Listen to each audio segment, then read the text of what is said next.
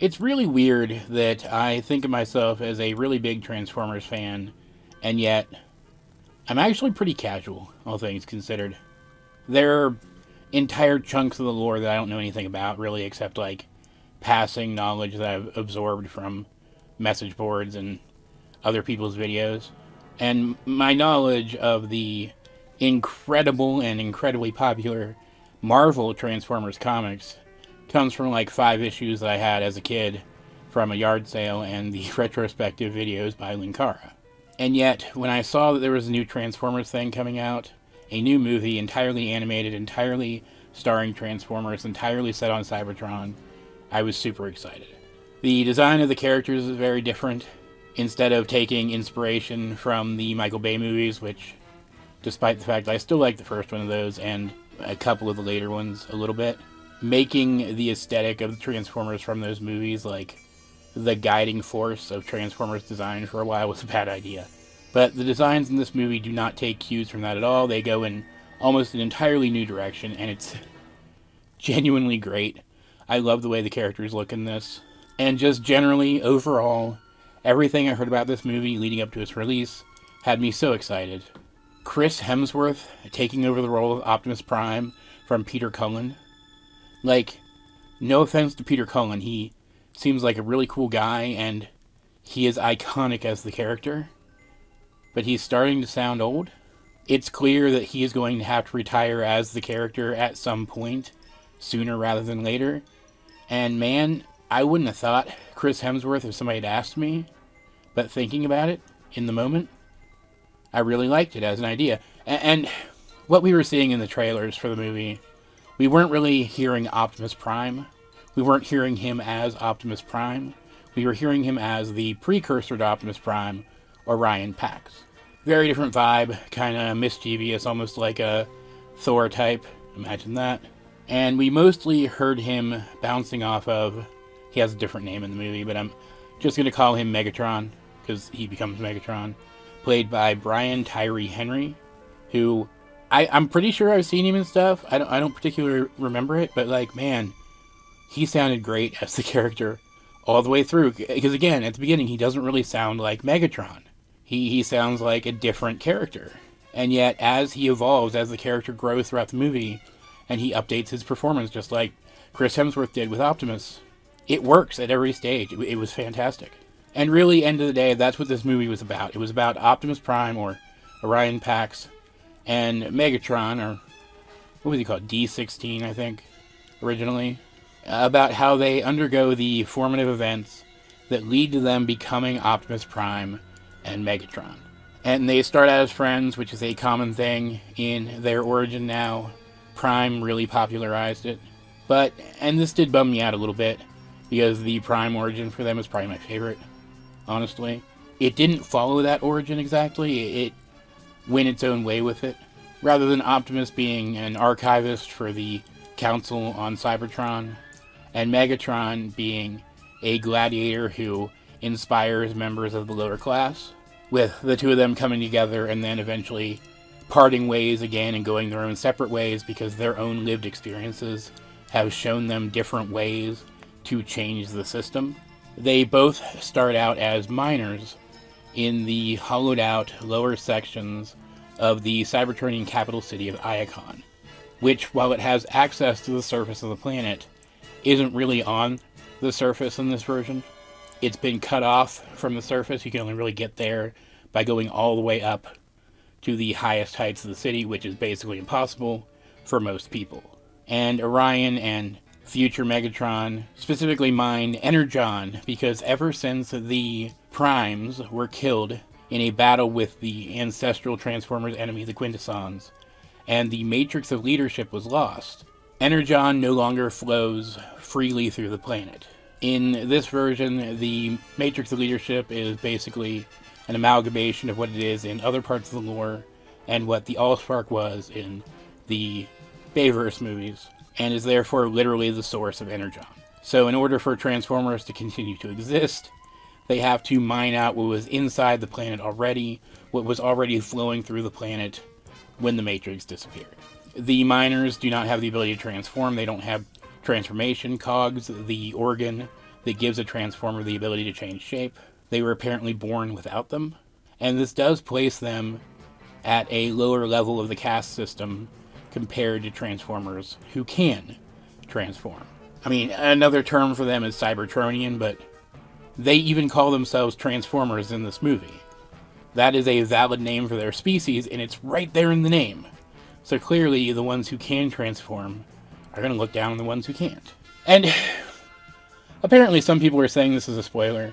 I swear I saw it said in a trailer, but maybe I just, extrapolated it or whatever from the trailers, because the trailers make it pretty obvious the direction it's going to go. But, I mean, if you consider this a spoiler, I apologize. But the main villain of this movie is Sentinel Prime, the last Prime, the leader of their civilization, who is often gone with his forces to the untamed outer surface of the planet, which has apparently been ravaged by the conflict between the Cybertronians and the Quintessons, risking attack by returning Quintesson forces, if they ever do come back, as he searches for the Matrix to try to restore the planet. And it's a brilliant setup, because Sentinel Prime is a name that you might know, just, through osmosis, if you're interested in Transformers. He was an antagonistic but not villainous character in Transformers Animated, a very popular series. And Megatron is a huge fan of his. He really respects the guy and reveres him for putting himself in danger to try to save their planet. And that's really where the foundation for the Optimus-Megatron dynamic in this version of the continuity comes from. Megatron reveres their leaders and respects them. He appreciates Sentinel for his strength and his honor and his resolve. And so he is happy to work as a lower caste member of society, mining the Transformers' lifeblood for his people until the day that his people are saved, because he believes wholeheartedly that his hero will save them. Whereas, while Optimus, or Orion, never really comes out and says it, he doesn't seem to have that much faith in Sentinel himself. He sees the problem with the caste disparity, and he wants to help find the Matrix himself. His reasoning is that he wants to show what miners can really do, but you can sense that there's a little bit more to it, that he just feels a general sort of unease with the way his society is structured. And not only is it an interesting juxtaposition, because you would imagine that the villain would be the more rebellious one and the hero would be the more straight-laced, but it also perfectly sets the stage for their ultimate transformation.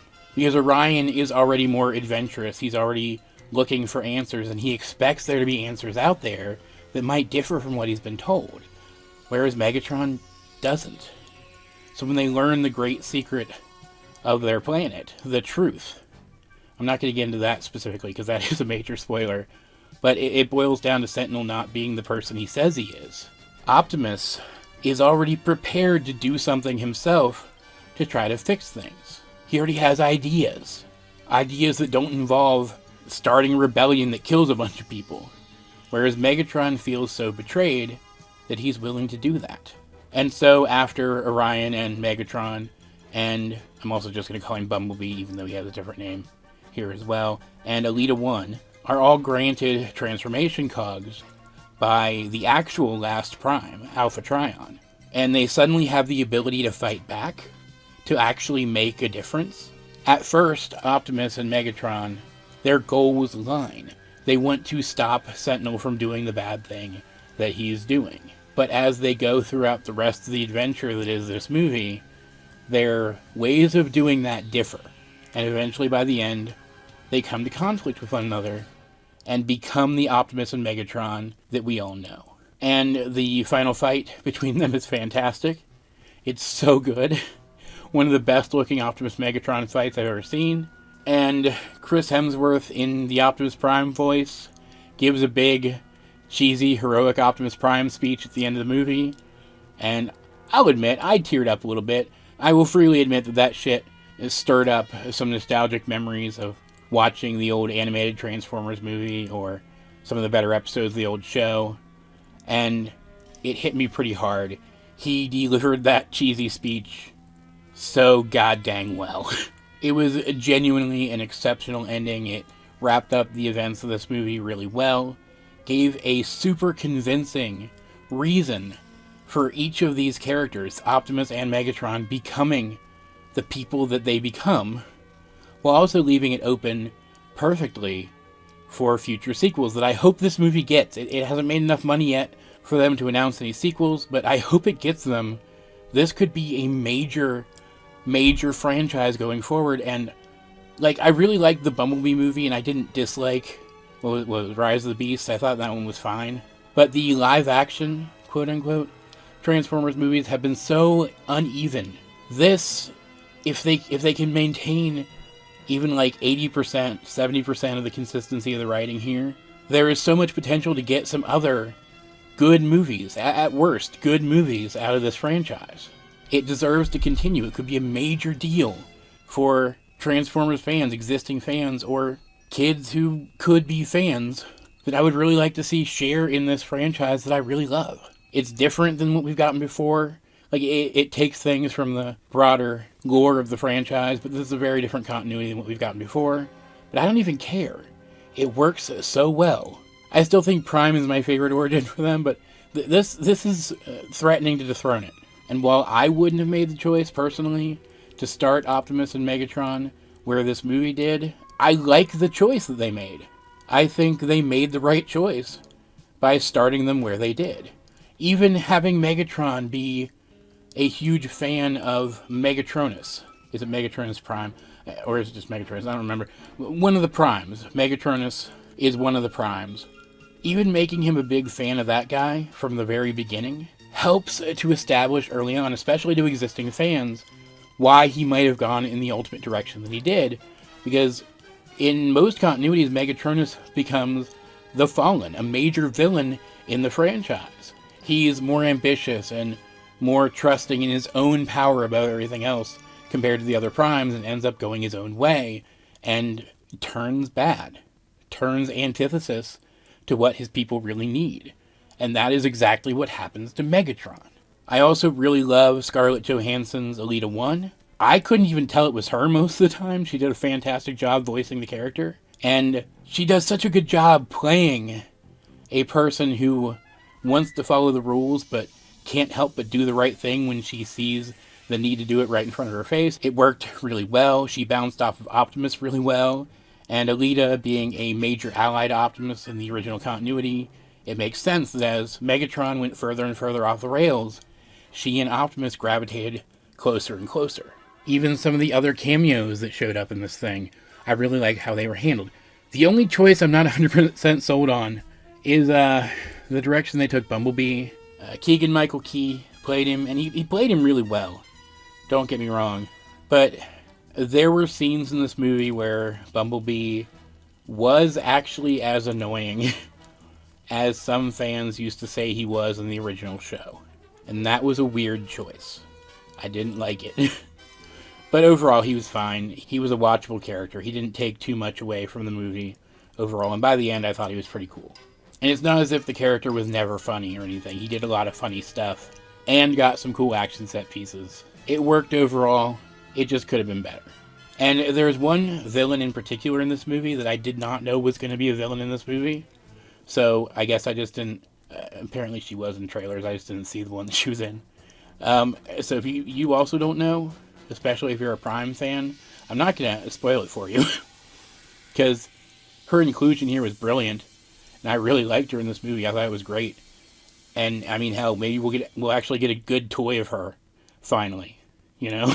If you know who I'm talking about, you know what I'm talking about. Just generally, this movie needs to do better. Go see it if you haven't. If you have any interest in this franchise at all. Or even if you don't. If you have kids, take them to see this. It needs to make more money so they can make more of these movies and make me happy personally. Do it for me. It's also worth noting that this is like the first Transformers property in a long time where there are like multiple toys of each character on the shelves right now, different versions of them. I don't know which version I want to collect. I think all of the toys that are out for these guys right now are pretty equally good. And yet, because I don't really have shelf space to buy like 4 Orion Paxes, I have to pick one. I'm left having to pick one. It's very annoying. And as excited as I am about this movie, once I do end up starting to pick some of those guys up, I might review them too. I also expect another review incoming relatively soon. I picked up the Book of Bill.